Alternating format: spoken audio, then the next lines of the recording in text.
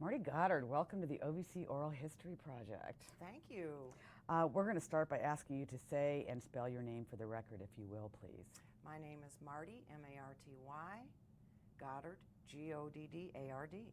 As I have learned, not Marty with an I over the years. That's right. Marty, I want to start by asking you why and how and when did you first get involved in the crime victims movement? Well, there wasn't a crime victims movement as such then, so it's a little convoluted how I got into the eventual area, so bear with me for a second. In 1972, I started working in Chicago for a small family foundation, very liberal. We provided seed money for community organizations and groups that other corporations and foundations would not touch with a 20-foot pole. And it kind of opened my eyes to what was really going on in a large city in terms of a number of areas of crime and poverty. About 6 months after that experience, while I was still working there, I hooked up with a group called the National Runaway Switchboard Metro Help, which is based in Chicago, still is based in Chicago. And they had received federal funding to handle runaways around the country on an 800 line. And I joined their board of directors. I was asked to do that and stayed there for 8 years. And I'll tell you, that gave me a great foundation for finding out why were these kids leaving? What was the problem? And it was not just runaways and throwaways, kids who just weren't wanted by their families or guardians, but so many of them had to leave home because they were sexually abused. And I was just beside myself when I found the extent of the problem. And part of being a board member was we had to answer the phones and be trained on that so we'd understand what our staffs went through. So I did that for a while, and in 1973, I was asked to address a group of women who were interested in doing something about rape, very vocal. It was just the whole issue of rape back then was just coming into the media about 73, a little bit in 72, but not too many articles written, and what was written was very critical. And they wanted to know how to raise money and write grant proposals, so I, as one of the few foundation women back then, I went and attended a meeting, gave my little presentation, and they asked me if I wanted to stay, and here was the turning point for me. I said yes. And they had their regular meeting, and frankly, my jaw dropped. I saw, after an hour, I realized there were two distinct groups of women in that room. One, the most vocal and the largest, used terms such as cops are pigs, all cops are pigs, prosecutors are pigs,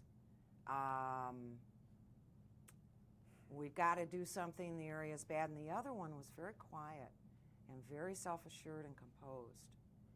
And whatever they contributed was well-spoken and a very low-key.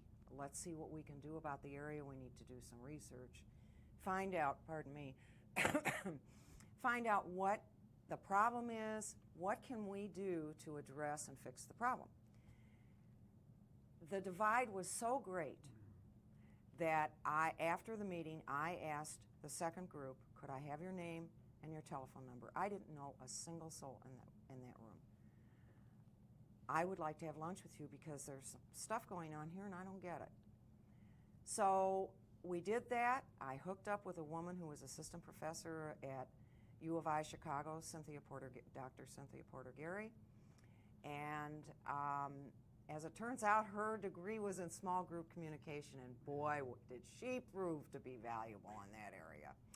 And we talked about it, and Cindy and I decided, because we were both very fortunate to be able to travel, I on foundation business in the country, and Cindy for U of I business. So what we did, we decided that behind the scenes, every city we went to, we would walk in cold. We were separate, of course. Walk in cold to the local police department. And we would say, she from U of I and I from a foundation, which of course calmed everybody down. And we'd like to talk to someone who could tell us what's happening in your city and state regarding victims of rape. Mm-hmm. How are they handled? Do you have any brochures? Da-da-da-da. And back in those days, the doors were open. Key here. The doors were open in 72, 73, even 74. So we amassed information, then we'd come home and have dinner, and we'd take it all down and we'd start writing things. Well, it looks like it's because of this or this or this or this, and here's what Iowa's doing, and here's what New York's doing, and here's so forth. So in the meantime, we had no political connections. So what we did was, and it was good because I could say, gee, I'm Marty Goddard from the Wiebold Foundation, and people would just let me in their door. So I went cold into the state's attorney's office, and I asked to see him, and don't ask to this day how I got in, but I did. It was a wonderful Republican call named Bernard Carey, and he proved to be, he liked the style. I brought Cindy in. He liked our style. It was low-key. We never used the word pig. And he said, look, we've got a problem. I don't know what the answer is, but how would you like to kind of work with us to work it out? I said, great, but we need the cops in on this. So one day I was at a meeting, and I met a sergeant. He had just made sergeant, named Rudy Nimox, who ended up, by the way, at the end of his career, being the second in line as deputy chief of the Chicago Police Department for superintendent. So I mean, we just hung together and worked together all those years, and it was just amazing. So he was my foot in the door there, and I worked with and through 7 superintendents over the years. And then I thought, well, gee, hospitals are key here. If what I'm hearing is correct, you all don't have any evidence, so how can we prosecute successfully? Even if you arrest somebody, in the old days, it was the victim's fault, okay? Or it was consensual, or, okay, she may have been raped, but it wasn't me. So I went to the hospital council, and the president was Howard Cook at the time, and I introduced myself. I don't know how these people agreed to meet, but I think they were so flabbergasted that I had a dress on and worked for a foundation they had heard of, and I just kind of got in. And then with Cindy in tow, holy cow, I mean, Cindy just charmed everybody. So we hooked together. State's Attorney Carey, superintendent was Rochford at that time, but Rudy Nimox did the real work, and then Howard Cook. And then we just started figuring out, I said, give me your best people, 2 of your best people. The 2 best police officers, the 2 best prosecutors, and the 2 best hospital people. And make it nurses, thank you. So they did. We formed an ad hoc committee. We were so informal. They were there to this day. I just love those people. And we tore the issue apart. What is the problem? The problem was we weren't able to apprehend very many people, and when you did get somebody in custody, you couldn't prove your case. So then what do you do to solve that problem? First thing you do is you want to develop a way to collect trace evidence. And we beat our heads against the wall, and we visited each other's agencies, and by the time we got to the crime lab, which eventually became my second home, I'm not kidding you, at the Chicago PD, we talked to all the employees, didn't matter what level, and said, what is it that you people need? Well, nobody had ever come in there and asked them before. In one day we were so overloaded with information, we didn't have a tape recorder, so we had to scramble and take notes. And basically, here's what they told us. And this really kicked everything off. They said, Mart, we don't get evidence. Sometimes people try and they take 2 slides with swabs from, say, the vagina or the mouth or the rectum. They put it on the slides, they make the slides, they rubber band them together, and they're face to face. So there goes that. It's worthless. It's just absolutely worthless. We don't get hair. We don't get fingernail scrapings. Nothing's marked to tell you what's vagina and what is the rectum. We don't get decent clothing evidence. What they're doing is, and by the way, when I say all of this, I want you to understand that this is not a criticism of the medical field because they didn't know. Nobody ever talked to them before. So they didn't know. They thought they were helping. And they would take scissors, which is a very bad thing to do, and just cut off clothes. Now, even if you've got a bullet hole or a knife mark, yes, you have to, of course, take their clothing off. They're in the ER. However, you don't cut it because what you're doing is destroying evidence, and you don't just rip it off. There are some circumstances where it doesn't matter about it. You just got it. Get to the patient. However, there are ways to do it to take that off so that you are not. They were cutting through bullet holes. They were cutting through the knife marks. Well, there's nothing the crime lab can really do because it's contaminated. It's contaminated with scissors. The fibers aren't the way they used to be when the crime was committed. And before I forget about the clothing issue, which became a major issue for us, is that back in those days, and really up until, I'm sorry to say, the present time, not every hospital is doing what I would like them to do. They didn't have any replacement clothing for victims. And I know some guys from the departments of health around the country have said to me, I never heard of such a thing, and that doesn't really happen. Baloney, it does. And if you don't have replacement clothes and you're going to take the patient's underwear and jewelry and shoes and nylons and slip and their dress and their coat in the winter in Chicago, that's what happened, and put them in bags, turn them over to the crime lab. Well, excuse me, but what is she supposed to go home in? And not everybody wanted to tell their mom or their husband or their roommate that they had just been raped. So a lot of people wouldn't call. And do you know, and I'm telling you for sure, not only did I see this, but I've heard too many horror stories around the country. Victims were sent home in those little paper slippers, and they were sent home with a paper or cloth, hopefully cloth gown, one in the front, facing front, and the other tying around the back. That's what they got sent home in. And they were put in marked cars, like the Chicago PD or the Sheriff's Department or whatever, and driven home. Now don't you think your neighbors are going to wonder why you're in a police car and why you're dressed in paper slippers and 2 surgical gowns? Well, of course. So that's an example of really the horrendous, in my opinion, situation that existed back then. What else would you like to know? I can go on for a long time. Well, really good segue to really describing when you got involved in the field and take us also, you're very involved in the 80s with the development of the rape kit and taking it on the national and international roadshow. What was the field like then? Excuse me, Marty. Including a little bit about the context of the era, the 70s, the 80s. Well, now this is just my viewpoint. I'll talk about the 70s because I really started working on developing a rape kit in 76 with this ad hoc group. When I realized I wanted to incorporate in 75, it was called Citizens Committee for Victim Assistance. The IRS said, quick, make up a name, and that's what I came up with. We refer to it as CCVA. I went half-time with the foundation because I didn't have any money. I had never fundraised for this group before, and I needed health insurance.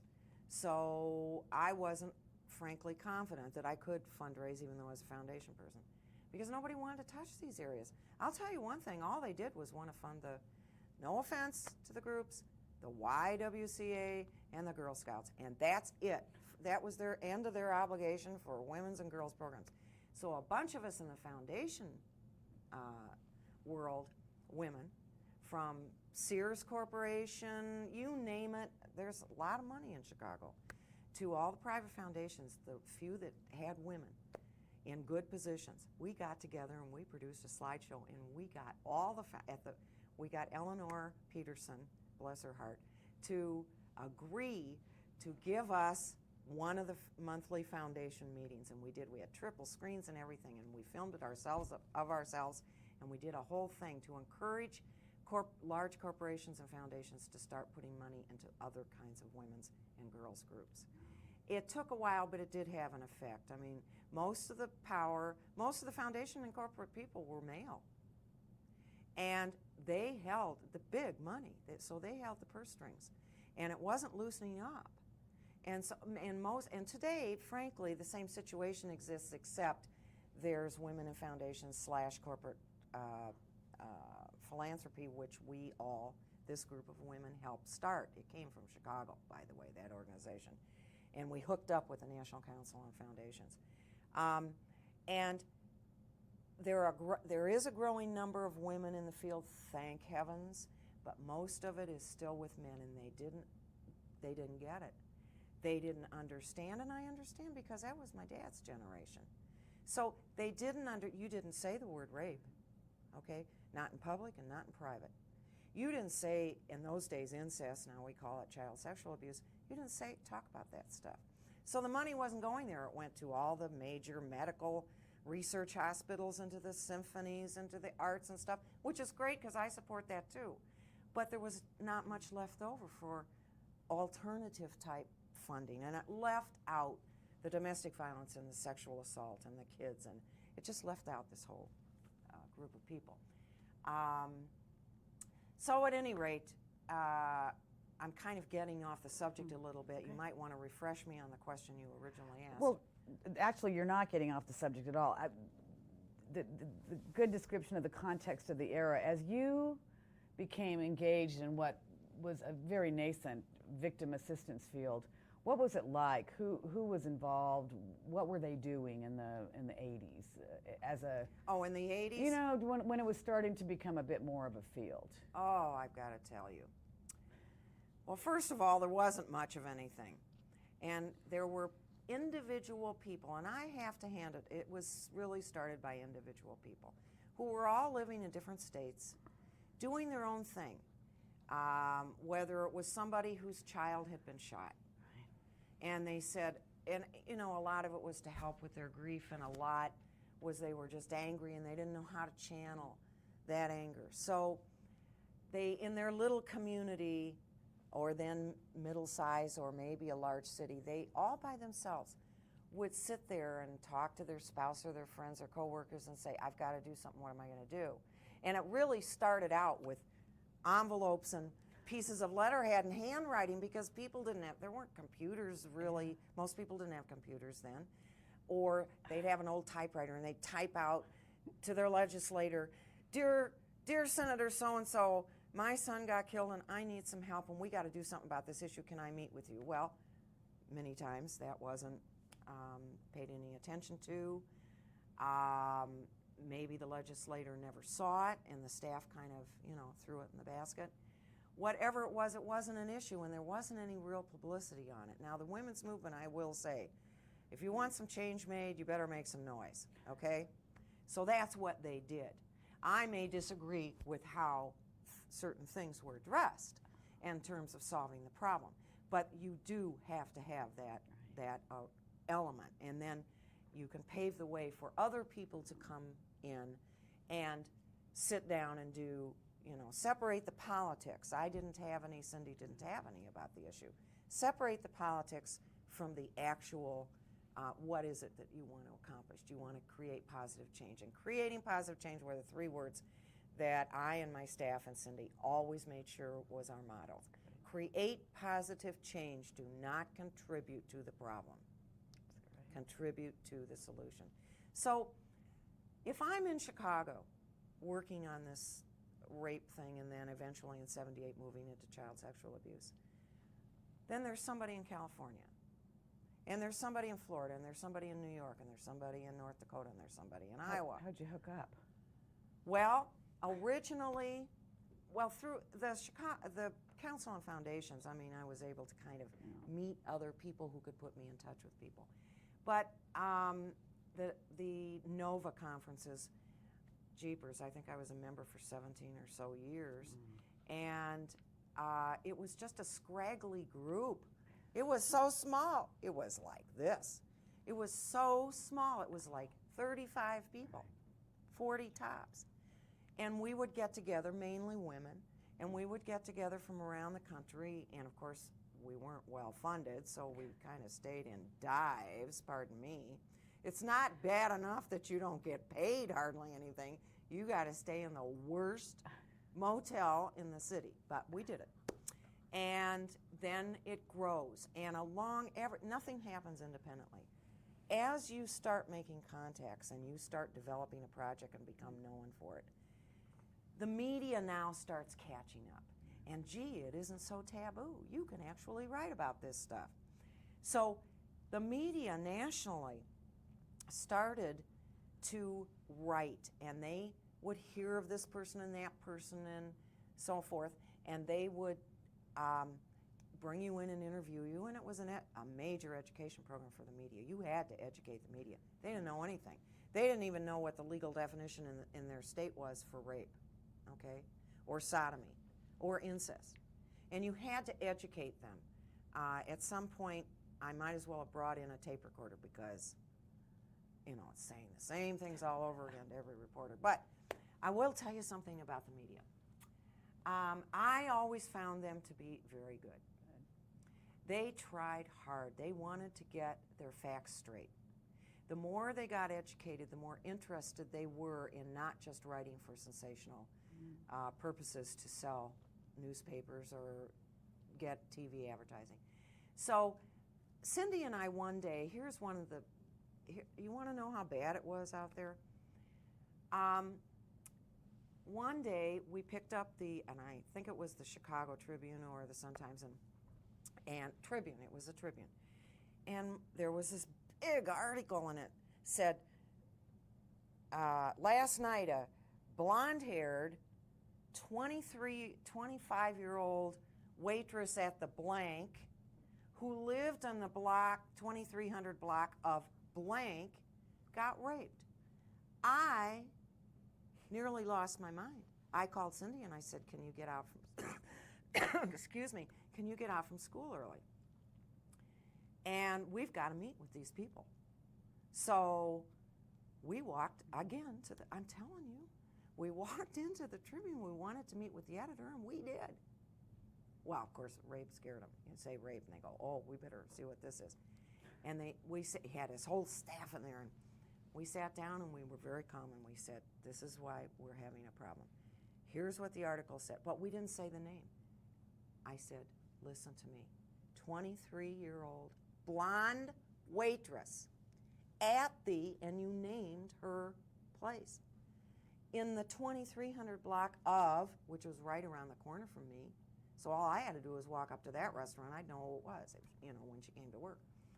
And I said, you just gave her, it wouldn't matter if you gave her name now. And they at first they were very defensive, and I got to tell you, they never did it again. They apologized, they never did it again. Chicago Greeting Company, same thing. Greeting cards, everybody's seen them. It happened to have been based in Chicago. So here's the card. One of my board members brought it in and was freaking out. And I said, Ruth, what's the matter? And she said, read this. And it said, help stop rape on the front of the card. Open it up, and it says, say yes. I just cannot tell you. These were in the Hallmark stores, pardon me. So I sat down, and I wrote a letter to the company, and I didn't threaten a lawsuit. I didn't call them names. I just said, look, this is really offensive. And I'd like to meet with you. Do you understand what's happening? You guys, I'm sure, think it's funny, but it's not funny. And I got the best letter back you'd ever believe. One by one. Do you see how long this can take? So you're talking about one incident by one incident by one incident. It took forever. Imagine how many years it took us to go state's attorney to cop to detective to deputy to doctor to pediatrician to nurse practitioner.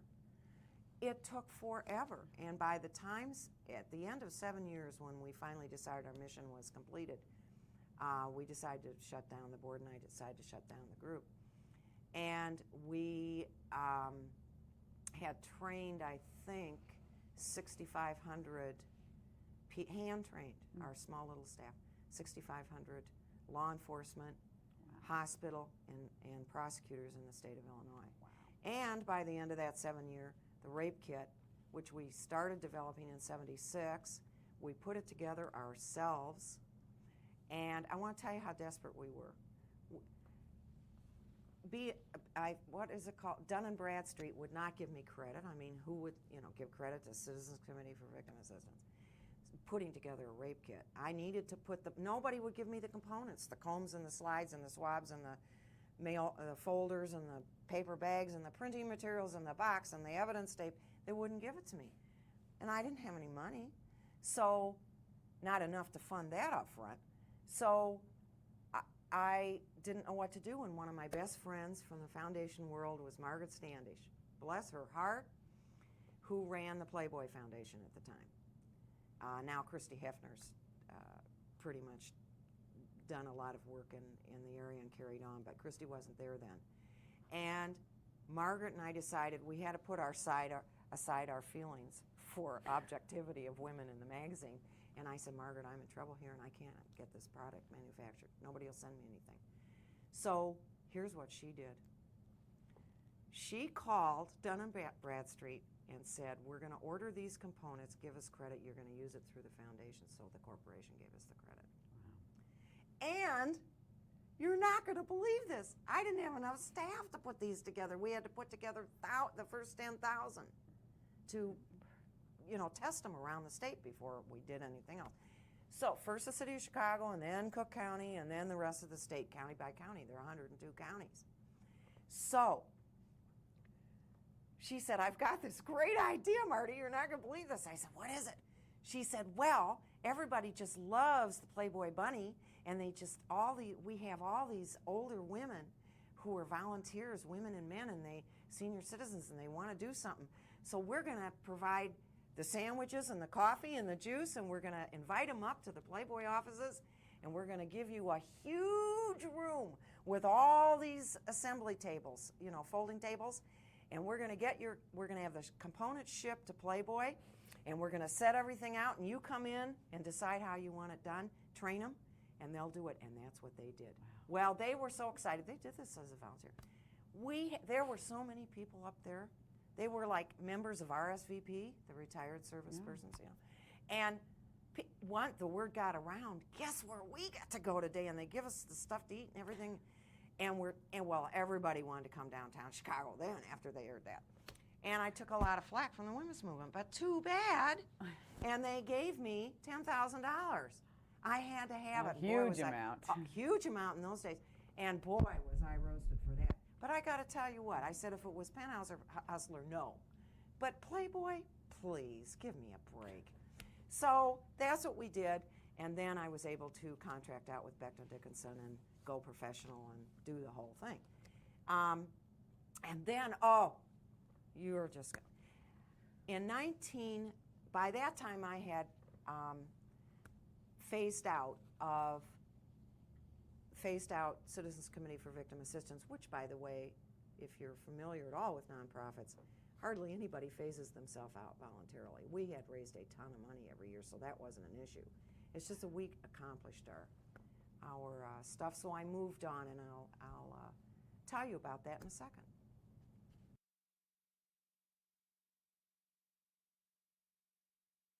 Marty, you were telling us about getting all the volunteers to put together the rape kit and phasing your organization out. Right. So we phased out CCVA, and exactly at that time, the newly elected Attorney General of Illinois, Neil Hartigan, found out that I was available and appointed me as Chief of the Crime Victims Division for the state of Illinois. So that basically was overseeing statutes, and the particular statute was the Crime Victims Compensation Program. In the 80s, was this? This was in the 80s. As a matter of fact, this was 1983, Okay. about 6 months after we closed our group. And so I went there, and nobody, I mean, he hadn't been AG before. He was lieutenant governor, but he wasn't real involved in the victim assistance movement or victims movement. And so he just said, look, go up there and find out what's going on because we're getting criticized for this. And my predecessor was criticized. Tell me what the program's about, what are the problems, and then tell me what you would devise to solve the problems. Well, I went up there. Holy moly. I went up there, and of course, most of the people are holdovers from the prior administration, which wasn't the same political party as my boss. So they were just furious. I mean, I got the cold shoulder the minute I walked in the door and was introduced by one of the assistant attorney generals. It was like, some people actually turned their back to me. It was simply unbelievable. So I asked them, we had an attorney there, and I asked her, I said, look, would you, I need to be educated about this program. I've been criticizing it as an outsider for 7 years. Now I'm here, and I need to know what's been going on. Would you show me your case logs, what kind of cases you're getting, how many you've had? It was barely 10 years old. They had hardly given away any money, and I knew there was a problem. And so many of the rape victims, the few who had had the guts to report and then pursue some reimbursement, weren't getting their money. And I just thought, something's wrong up there. So they got me the files, and I spent so much time. I would work at night alone. I used to get scared. I'd hear all these creaking noises. We were in an old building then, and I heard all these creaking noises, and getting scared reading these files, but I thought, just stick with it and find out. I finally realized they had accumulated, and I'm not even going to go there as to why this happened, because it doesn't matter anymore. For the prior 8 years, they had a 97% case backlog. When we got there were, I think our oldest case was 8.5 years. Wow. Never been processed. And I just was so upset, and they were barely processing. They were way under 50, they were at 25-35% of their current intake. So it was hopeless because they couldn't keep up with their current, much less address the back. So each one, behind closed doors, I interviewed every person, and I said, no, I know, let's put any politics aside, and let's find out what's going on here, because this isn't good for you and your career. This is certainly not good for any attorney general who comes into this office. And it's really bad for the victims.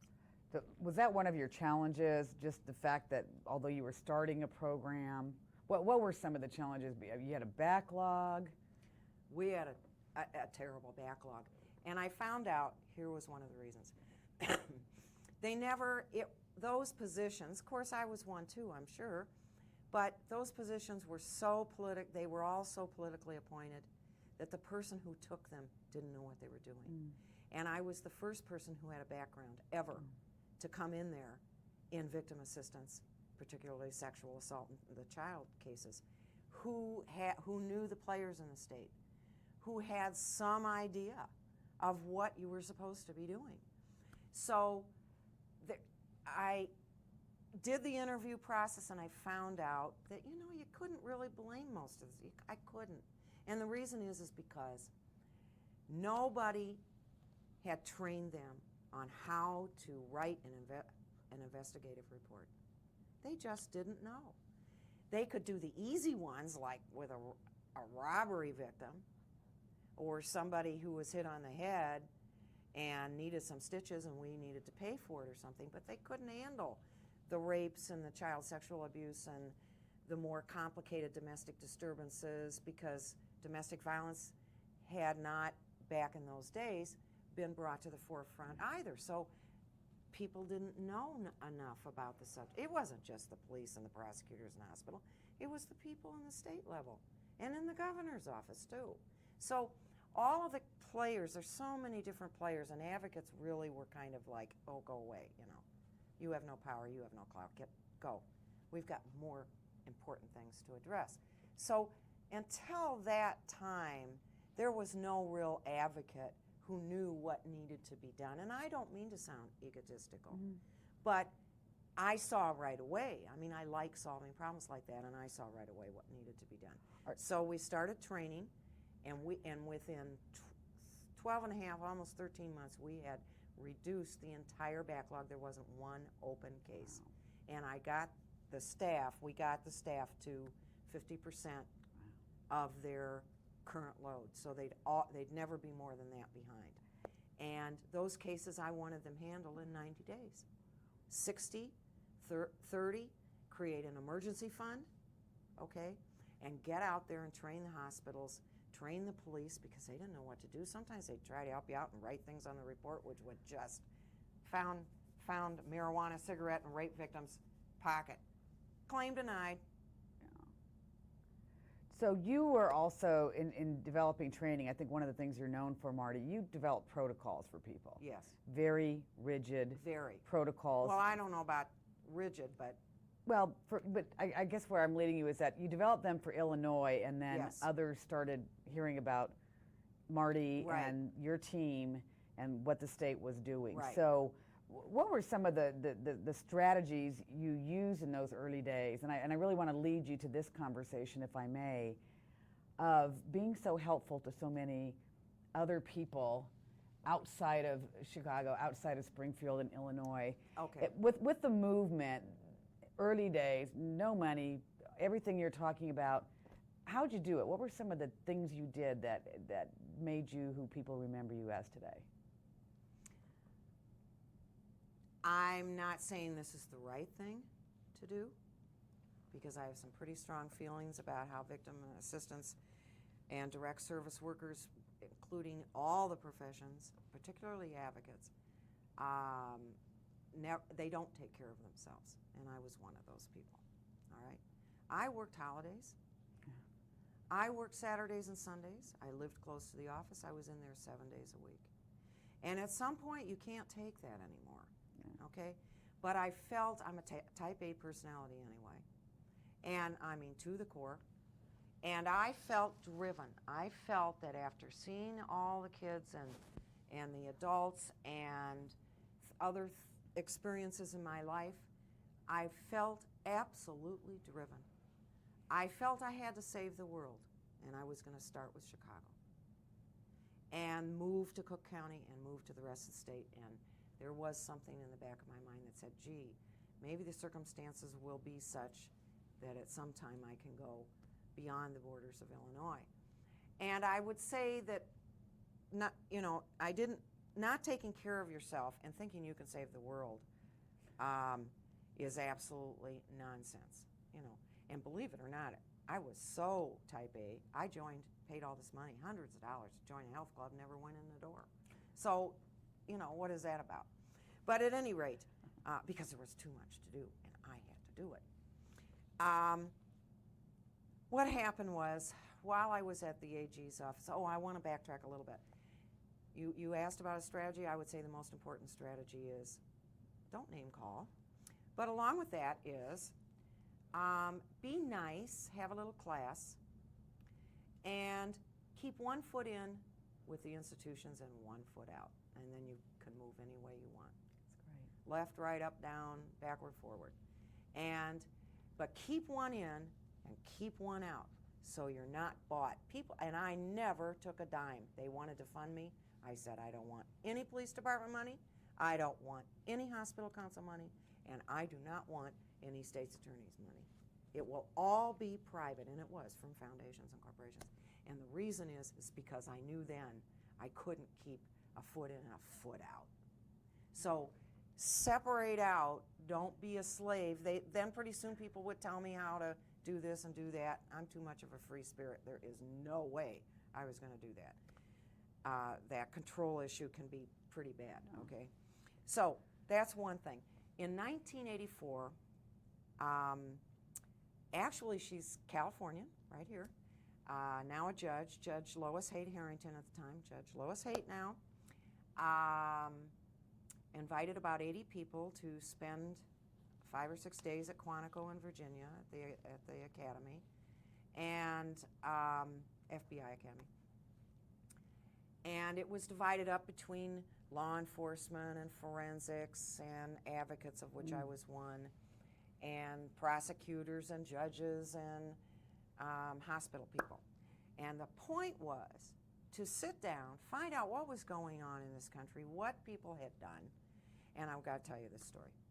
You won't believe it. Well, we had already developed our little kit, and we had developed a training slideshow, obviously. We trained all those people. So I didn't bring it because I wasn't asked to do anything. Okay, I was supposed to be an audience member. And I remember Judge Haight sitting up there with her Department of Justice people, and the 80 of us are here, and then certain people had been asked to do presentations, pretty much guys. So this one man gets up. He's a professor, which is fine. He gets up, and he has done something on evidence collection for sex crimes victims. He was primarily adult victims. So he gives his slides. And I thought, well, gee, I didn't know anybody else was doing that. So I'm looking, and the slide comes on, and it's the body. These are all deceased victims. They're all naked, real people who got killed, raped and killed. And all they did was put a little black band over the eyes. They were laying out, obviously, before the autopsy. And, from head to toe, you saw their toes and the bottom of their feet and their breasts and everything. I went nuts. He not only had one slide, he had several slides. I'm holding on to the chairs and the chair arms, and I'm saying to myself, calm down, don't say anything, don't embarrass Lois, don't do anything. So this went on, and frankly, it wasn't a very good presentation because he did it from a different kind of view. He just didn't have anything like the way you should interview, and you shouldn't use the word interrogation. You can interrogate, which everybody had done, by the way, and you can interrogate a suspect, but don't have a sign on the room saying interrogation room and bring the victim of any crime in there. And that's what every police department in this country had, okay? He was still in that mode. And interrogate the victim and do this and do that, and he didn't understand anything about medical forms that so forth. So after it was over, I was pretty upset, and I went to Lois and I said, something's wrong here, and I really object. Can I FedEx my slideshow, and would you set up a room for me? She did. They liked it. People saw it. I wrote a grant, an application for it, got it, went national. That's what they wanted. They got a national advisory board of FBI and everybody. I tried to get everybody I could across the country representing all the different disciplines. Got this 26-person advisory board, got up to speed on DNA, HIV as much as one could back then. Arranged to go half-time with the Attorney General's office so I can keep my insurance. Notice this pops up. And went on a Department of Justice grant. And thank you, Lois, because if it hadn't been for you and for VOCA and for the Office for Victims of Crime, this would never have happened. This would never have happened. Each county, state, and major city would just keep developing their own little thing from one little packet to 20 items, and they wouldn't be coordinated. So what their goal was pretty cool. Their goal wasn't just to develop something and let it sit on the shelf and then tell everybody in response to President Reagan's task force on crime victims, but they wanted a product developed and a training program, which I felt had to be both visual and written, developed, and then they would fund somebody to travel around the country, pick their people, pick their states, and get a good group together before you even got off the plane and train them, so that you train the trainers so that they could go throughout their state. And there was nothing proprietary Terry, about this. In other words, I wasn't out to make money off of a rape kit. I would never do that. The federal government certainly couldn't. So what you do is you take, you take your product and your training protocol, which tells the hospitals and the police. We went beyond hospitals. Hospitals, prosecutors, police, and forensic, what you need to do, how you need to do it, and for kids and for adults. And then you say to them, we're going to give you the slideshow, the tape, the training manual. We're going to give you everything, and I'm being paid for by the federal government. So here's my number. I will give you 3 visits in a year, beginning, medium, end, with larger and larger groups of people, so that at the end of that year, you take this kit, and if you can disagree with me on a component, you can disagree with our committee on any number of issues in there, but take it as your jumping off spot so that you can develop something that will conform to your state laws, your city and county state laws. You may have to change a few things. You go out and get the money to fund those because they have to be paid for by somebody. You develop all the paperwork. We've given you the basics and covered everything we could. And you change them to fit in. You change the name of it and make it the Indiana, make it the Texas, make it the New York sexual assault kit. And you do it so it's now tailor-made. It doesn't matter if Marty Goddard was here or not, okay? Because in a few years, you aren't going to be there and nobody will know. It doesn't matter how it started. What matters is that you get something done. Get these guys, when you've got them, convict them on the evidence, but make sure you're collecting the right evidence, you're preserving it correctly, and that all the disciplines involved are trained enough to understand, such as the crime labs in this country. Every crime lab I went to, the DAs would say, no, I've never been there. They never even met the people. They call up the night before and say, work that case. The guys are going, what? Work that case? So you just don't pop off some DNA stuff now. You just don't do that overnight. And you don't even, the clothing and everything, they got to go find it. Sometimes it's some warehouse way off the property. So that was a big thing, okay? Communicate. If you need this for court, you better find out, train the medical people and get them to do what you need. And you better go down and do a little tour of the crime lab. And then you guys, before you get on the stand, better talk to the DAs to find out what it is you're supposed to say.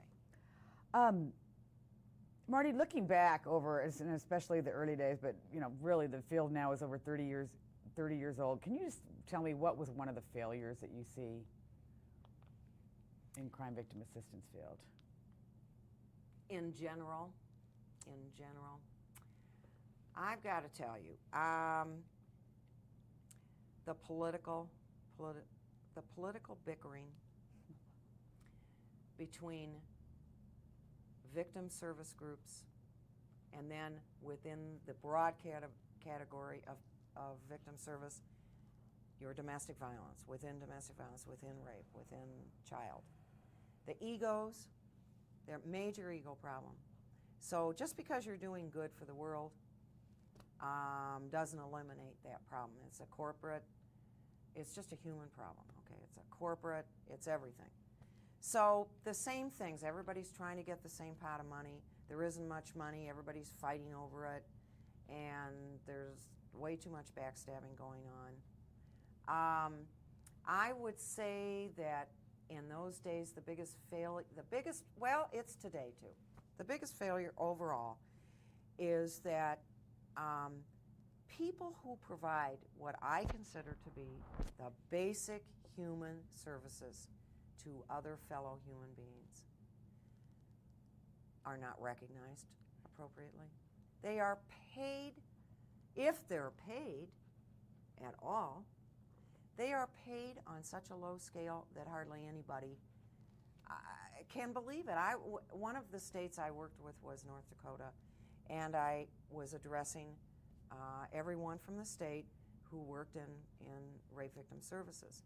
And afterwards, as we were all just kind of talking and seeing what the next meeting would hold, I don't know how it came up, but I said, well, how much do you make? And she said $9,000, and she had a child. And I found out that that was not abnormal, particularly in a state that historically doesn't have much money for too many services anyway, much less this type of service, you know. And as I went around the country, Kentucky, Buffalo, New York, it was, people were making nothing. You can't support yourself, much less a child on that, okay? So you either have to marry a rich guy, or you have to inherit some money, or you have to win the lottery. Good luck. Because now things are different, and there are some people in the field who are paid extremely well, but the vast majority of the people in the trenches, and I keep saying women because most of them are, in these types of areas, what can I say? One greatest accomplishment that has promoted victims' rights and needs, if you can think of one. Oh, that's easy. And I have to hand this to President Reagan, the Victims of Crime Act. And along with the creation of the Victims of Crime Act, the creation of through the Department of Justice of the Office for Victims of Crime. And the reason that I picked that out is because it ties right into just what I was saying. Before that act and that office was created, there was no prestige, no recognition. And I'm not even, forget the word prestige, there was no recognition, and I mean that in a good way, of the area, much less of the people. And you know, you can only volunteer just so long, and you can only work on $3,000 budget a year. Some of the groups, Parents of Murdered Children, I remember they would come to us and say, could we have $500? That was our whole yearly budget. Could we have $500 because we can't afford to make copies? Oh, please. So it gave recognition, and then of course it gave money. And we were, this country, I am very grateful personally and professionally to have really worked under the tutelage of two great women, Lois Haight and Jane Burnley Sr. I'm telling you right now, if it hadn't been for those two people, both of whom were super qualified, we're not talking the political stuff here. These women knew what they were doing. Again, we would not be here today talking. What is needed, Marty, today to continue the growth and professionalism of our field? Or can you think of anything that's missing? We have to continue to work together through our differences. We need to, I think we're doing a good job, but we need to be better organized.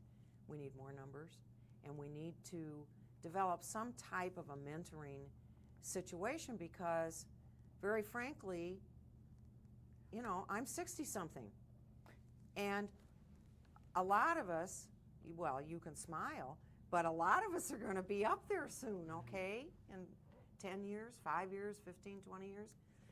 What are we going to do? We were so rushed and so poor and so overburdened back in the old days that we didn't have time to mentor anybody. We were lucky we could eat, you know, one meal a day. So mentoring somebody is a luxury, and being able to be mentored is a luxury. So what we need to do is figure out a way that we can set up something that will encourage people to come in and say, look, you won't have to live on $3,000 a year. There is federal legislation and state and city legislation now in a number of areas. Things aren't so bad. The way has been paved. Please come into the field. We need smart, energetic people who really want to do this. And of course, money can't be their goal in life because it ain't going to come. So, not in this field. But it's not as destitute as it used to be, thank heavens. And we need to get that going. And this political bickering, which I think has settled down a bit, but we need to have a stronger lobbying group, because I'll tell you what a fear of mine is. I watched it happen in the 70s, 80s, and 90s. There are other groups not affiliated with victim assistance issues who, as soon as they see a pot of money possibly available, want to get into it. They'll tack on something at the end of the bill, of another bill. They will lobby. They have the money. They have the offices set up in Washington. And many attempts have been made to take the victims' money when they finally got some and to siphon it off. And in Illinois, I'll tell you, the police training academies wanted it, bless their hearts. They had funding from the state, okay? You can't take victims' money. That's how I feel. The highway people wanted it to fill up widen a highway, fill up potholes. I'm not kidding you. We had to be down in that state house, constantly working both sides of the aisles, and then reading. I had to set up a committee, pull off valuable staff, just to read every bill and make sure something wasn't slipped in at the end. And it was all the time. And we'd stop it. We had some Republicans and Democrats who were so interested that they'd say, they'd call me up in the middle of the night and say, "You're not going to believe what's in this bill. Get down here tomorrow." So I would, okay? So there are all kinds of games that the lobbyists can play in that's where the money is. We're not going to have the money for that, for the big time stuff.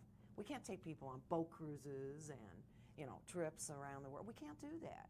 So we have to appeal to their basic human nature, their kindness, and their consideration for others, and hopefully will have minds open enough, or do have minds open enough, to realize that as much as I'm for the defendant and rights, we've got to even up the score, and we had a chance, and now don't please try to take it away. Not a good thing.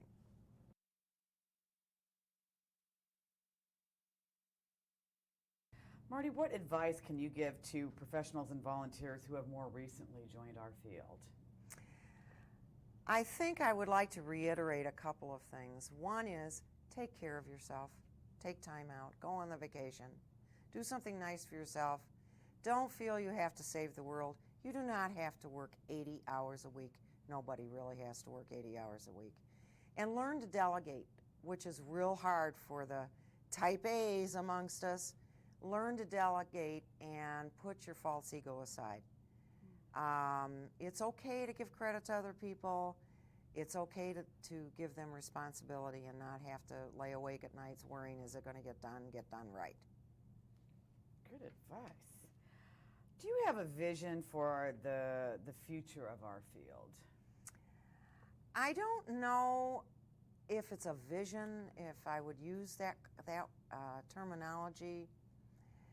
What I would like to see is the victims movement grow to a much larger size and much more influential size than it exists today. It's only been, in terms of one's life, a very short period of time from the days when we had nothing until today, 2003. We had no money, and now we're at least doing pretty well in that area if we can keep it going. I'd like to see the politicking be reduced. I would like to see a much more cohesive organization of people, assembly of people. I would like to see more of a mixing of issues instead of the sexual assault people just fighting, doing everything and being by themselves, and the domestic violence and the parents of murdered children and the court-based services and the police training. Everybody is very divided up and kind of fractionalized. So somehow we've got to, through more conferences, through much more communication, we need to spread our knowledge and our feelings to other people and get them more involved. We're just too separated. And again, I'm concerned about bringing in the next generation. Where are they going to come from? Who's going to teach them? What are they going to be taught? I mean, because we lack glamour, we're not celebrities, we don't make tons of money. It's not a field, I don't think, that most kids say, gee, when I grow up, I want to become a rape victim advocate, or I want to deal with domestic violence. Unless something happens to you in your own life, you basically are like everyone else, and there's no blame here. You don't think much about that kind of stuff unless it's a member of your family who is harmed, or a coworker, or a friend. And then all of a sudden, your eyes start opening up, and you say, gee, this hit home. You know, it would help a lot, too, if people would open up. If everybody just gave, who can give, gave $5 a year. Do you realize what that would do? And I'm speaking also to the legislators of this country. I know it's a tough time for us. We have budget problems. We've got a possible war effort going on. It's tough, and everybody has to make deep cuts. But I'll tell you what, please, please do not use the victims' money as a place to go. There is so much pork barrel stuff going on in this country. It's published in the papers every year. I just read about some of the most atrocious projects I've ever heard of. It's absolutely stupid. I wasn't born yesterday, obviously. The fact is, I understand that everybody in the Senate and House wants to bring home to their constituents $1 million for this and $1 million for that, but this is ridiculous. If you take that list, and the names of some of these projects are sin, and compare it to the value that $1 million, $10 million, $50 million, $100 million, which in terms of our government is practically nothing anyway, can do, the number of people. See, victim services is exponential.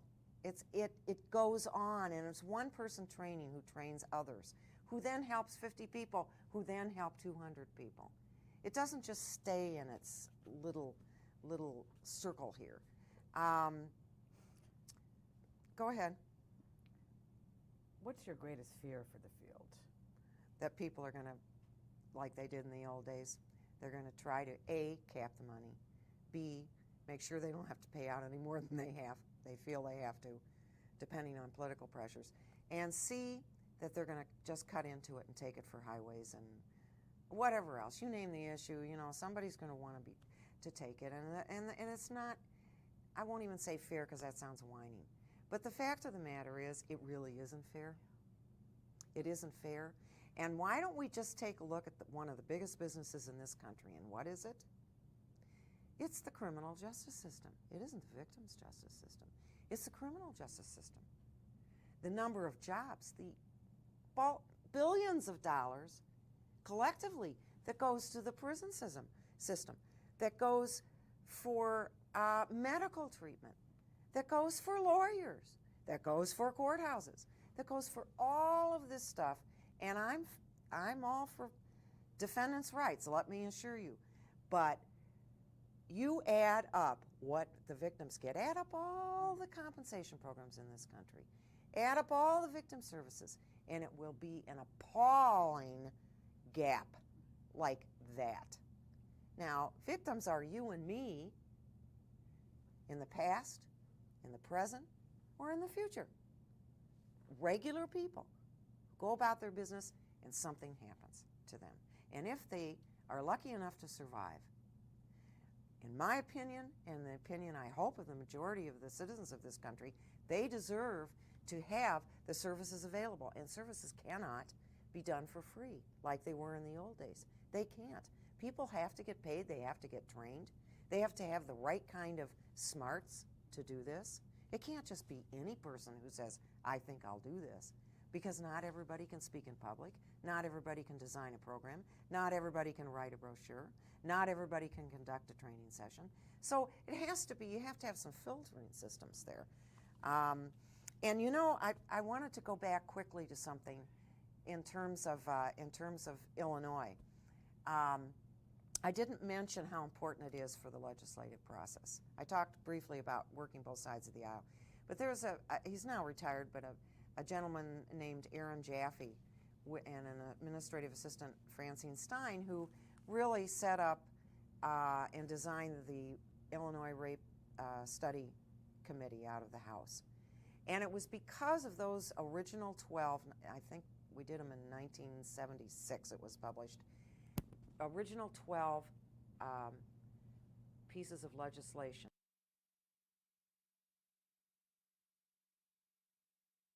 It's because of those 12 initial pieces of legislation, all of which passed, that people throughout the rest of the country began to model take a look at their legislation or lack thereof and model their packages in many examples on the Illinois legislative package, Rape Study Committee. And I'll tell you, so that's real, I think that's what people need to do, one of the things people need to do. They need to go back, take a look at what they've got on the books, make sure it got changed the way they want it.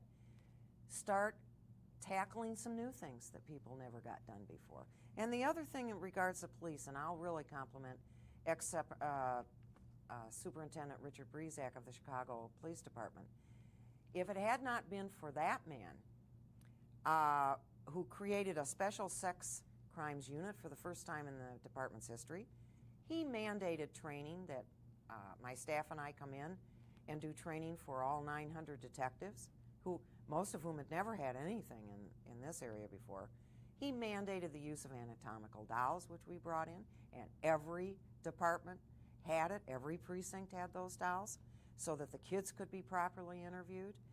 And he actually accepted, believe it or not, training bulletins written by advocates. So that was their technical bulletins were put in their training books, and that was the end of that on how to handle cases. So I think those are necessary things that everybody can do really starting tomorrow. Thank you for bringing up, names of people. Are there any other people who very briefly just impacted you early on or impacted the field? Yes, well, there are a lot of people, and I've mentioned a few, but I would have to say that Ann Seymour is definitely one of the top people. I met Ann, I think back in 1984, and I didn't know who she was. I had never heard of her before, and she has a dynamic personality, and so I was automatically drawn to her. She was very bright and seemed to know a bit about the field and was getting herself educated, like most of us had to do, self-education. And she became, in my opinion, probably the top catalyst in the victims movement in this country. And the reason I say that is because if you don't have somebody who's got all those special talents, who acts as first and foremost a catalyst, and that's what she is, they're the ones who are coming up with the bright ideas. They're the ones who know everybody in all the states and beyond the United States borders. They're the ones who bring unlikely, in many cases, unlikely parties together. They're the ones who make the contacts between A and B so B can go to C and C can go to D. And if you don't have that, that's been kind of our undercurrent of the movement for the past 20 years, because if you don't have that, it's real hard. It's very fractionalized. And so Ann has done that. She's also a program innovator, I can tell you that by working with her, and she's got great ideas. Obviously, she had a dynamite education somewhere, and she can come up with this stuff, and she's a great writer and probably one of the best. I used to think I was so great, forget it. She's one of the best trainers I have ever seen in any field in my life. The other one is David Lloyd, working with all his kids. He's worked for so many organizations. He and I even worked briefly together in Alabama at the Child Advocacy Center. Carolyn Hightower, whom I adore. Carolyn was my grant monitor at OVC, and I didn't know her before either. Fantastic person, kept me on the straight and narrow as much as one can do that. And she was just wonderful, and she even came to a couple training sessions with me to check things out, and she really was very supportive of me, so I'm appreciative. Well, now that you brought up David Lloyd, Marty, You're famous in our field for one line. I've been asked by many people who knew I was going to be visiting with you today to ask you for the oral history of the victims' rights movement in this field. Could you please repeat that line? You don't have to pluck 100 head hairs and 50 pubic hairs from every single sexual assault victim who walks through the emergency room door. Period. Zip. Not an end of it. Finay.